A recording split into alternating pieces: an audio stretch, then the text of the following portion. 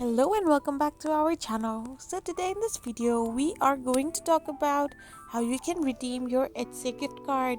So without wasting much of our time, let's dive into the video. So first of all you need to do is simply open a web browser of your preference and type in the URL www.etsy.com/redeem. So once you type in this URL, you will be redirected to its official page where you can redeem your gift card.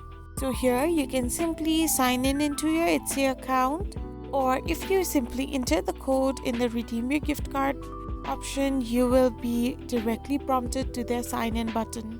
So you can simply enter your code and press on the apply now option. Once you do so, you can easily redeem your Etsy gift card.